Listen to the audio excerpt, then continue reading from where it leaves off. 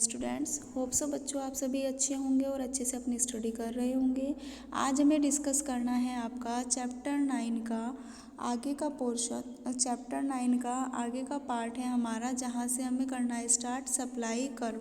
हमने सप्लाई में meaning of supply, market supply, individual supply ना, ये सब चीज़ें हम पढ़ चुके हैं। तो आज हमें यहाँ पर देखना है कि सप्लाई कर्व क्या होता है। चलिए देखते हैं। Supply curve refer to a graphical representations of supply schedule.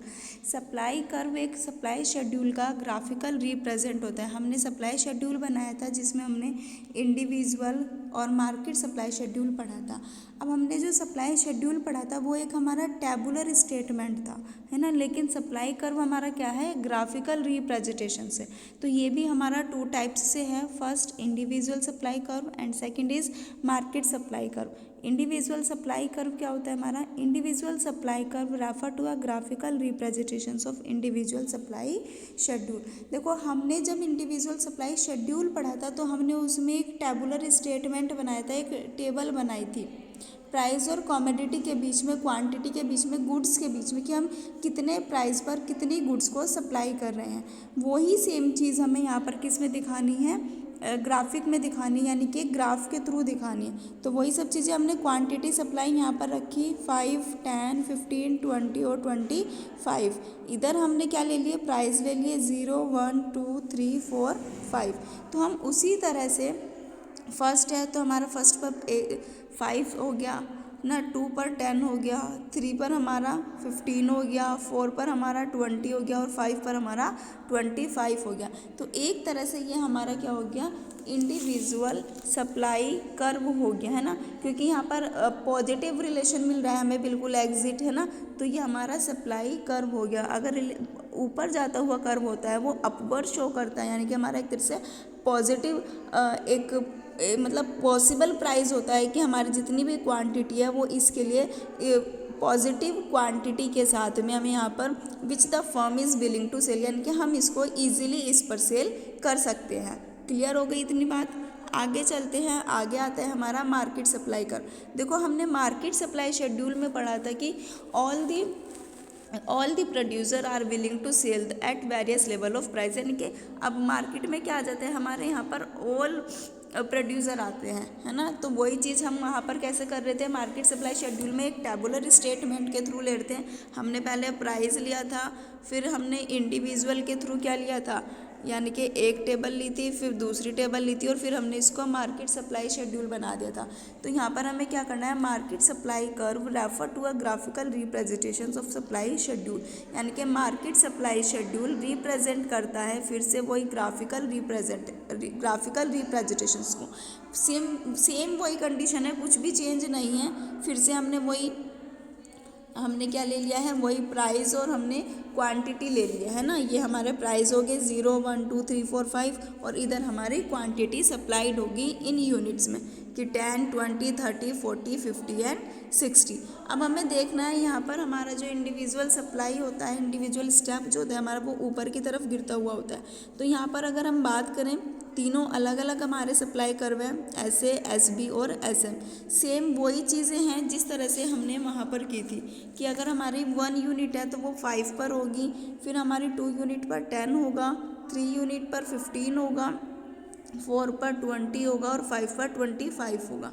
Same अगर SB की बात करें तो वो हमारा 10 पर होगा, है ना, 20 पर, फिर हमारा 25, 35, 40। ठीक है, दोनों को मिला देंगे तो हम दोनों का कॉम्बिनेशन मिला के उनके अकॉर्डिंग यहाँ पर ले जाएंगे। तो ये हमारा क्या हो जाएगा, एक तरह से मार्केट सप्लाई कर्व हो जाएगा, क्योंकि SA + SB = SM, supply market.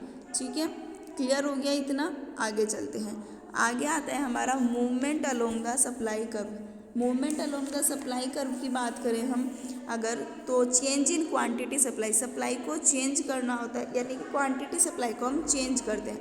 When quantity supply of a commodity change due to change in its own price keeping other factors constant, it is known as change in quantity supply. जब किसी वस्तु की मात्रा, यानी कि जब किसी quantity की, मतलब किसी कमोडिटी की जो हमारी सप्लाई होती है, किसी वस्तु की जो मात्रा होती है, वो सप्लाई अदर फैक्टर्स पर, यानी यहाँ पर हमें दिया हुआ है कि वो अदर फैक्टर्स पर स्थिर रखते हुए अपने प्राइस में चेंजेस कर सकती है, तो इसको हम क्या बोलते हैं, change in quantity supply. Clear हो गई बात। जब किसी कॉमोडिटी की क्वांटिटी यानी कि किसी वस्तु की जो मात्रा होती है, सप्लाई होती है, वो अदर फैक्टर्स को स्थिर रखते हुए, उसको ऑन प्राइस पर रखते हुए अपने प्राइस में चेंज करती है, तो ये हमारी क्या कहलाती है, change in quantity supply. Hope so clear हो गया होगा ये टॉपिक आपका अच्छे से, है ना। चलिए नेक्स्ट, अब यहाँ पर हमें वही चीज़ दिखाई है कि प्राइस हमारा, देखो यहाँ पर ओ एक्सिस वाई ले लिया हमने, यहाँ पर हमारा पी है, पी का प्राइस हमारी क्वांटिटी सप्लाई इतनी हो रही है। अब हमारा प्राइस अगर बढ़ गया तो हमने इतनी करी, और अगर हमारा प्राइस थोड़ा सा और ज़्यादा हमने बढ़ा दिया गया है तो हमारी सप्लाई क्या हो जाएगी, कम हो जाएगी। तो इस तरह से आपको ये अपनी बुक में अच्छे से देखना है कि इसमें क्या कहा गया। Expansion in supply show by an upward movement A to B.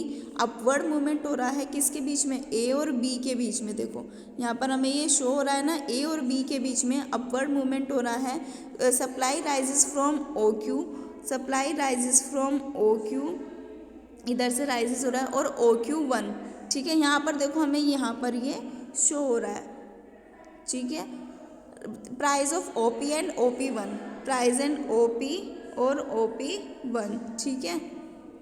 उसके बाद contraction in supply show by a downward हो रहा है, ये हमारा डाउनवर्ड के साथ में ए टू सी आ जाएगा हमारा, यानी ठीक है, यहाँ से देखो ये हो रहा है हमारा। उसके बाद में quantity supply falls O Q और O Q to due to falls price of O P to O P Q. इसको आप अपनी बुक से अच्छे से समझोगे, आपको ईजिली समझ में आ जाएगा ये बुक में जब आप देखोगे तो, ठीक है बच्चों। एक बार खुद से कोशिश करना और इस ग्राफ को बनाने की भी कोशिश करना।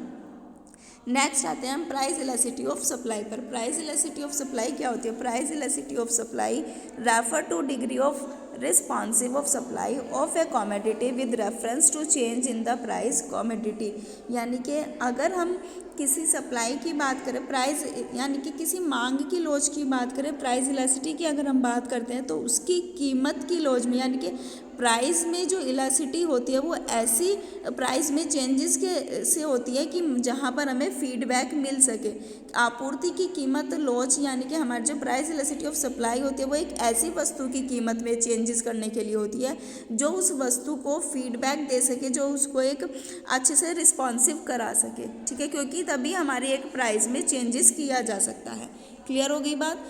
Percentage method for measure price elasticity of supply. अब यहाँ पर हमने जो मेथड यूज़ किया है, इस मेथड के अकॉर्डिंग हमारा क्या है कि जो हमारा according to this method elasticity is measure as the ratio of percentage change in the quantity supply. इस मेथड में क्या है कि हमारे जो प्राइस इलास्टिसिटी ऑफ मेजर जो किया जाएगा वो चेंजेस किया जाएगा किस में, percentage change in the quantity supply में।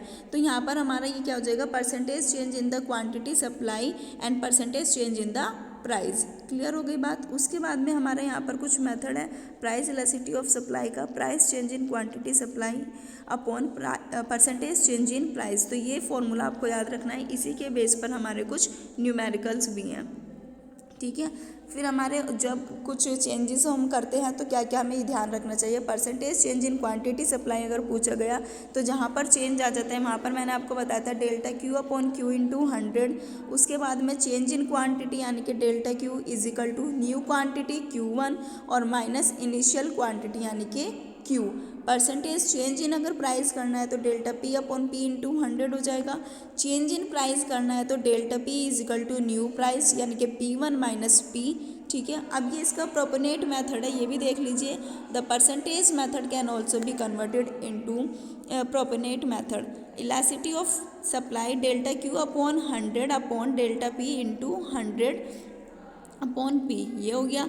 इलास्टिसिटी ऑफ डिमांड अगर हम बात देखें यहाँ पर delta Q upon delta P upon P into 100। अब इन दोनों के बेस पर हमने क्या फॉर्मूला निकाला है अपना, वो देखिए। Delta Q delta Q upon delta P into P upon Q, इन दोनों से हमने ये फॉर्मूला अपना निकाला है। तो आपको सप्लाई में ये सब टॉपिक भी अपनी बुक से अच्छे से रीड करने हैं, नोट्स के थ्रू अपने वर्क करना है और अपने चैप्टर को अच्छे से रीड करना है। जो मैंने कहा है कि ग्राफ आपको सारे बनाकर देखने हैं अपनी रफ नोटबुक पर। ठीक है बच्चों, तो आपको ध्यान से रीड करना है, वीडियो को ध्यान से सुनना है, समझना है और अच्छे से अपनी स्टडी को करना है। Thank you, have a good day.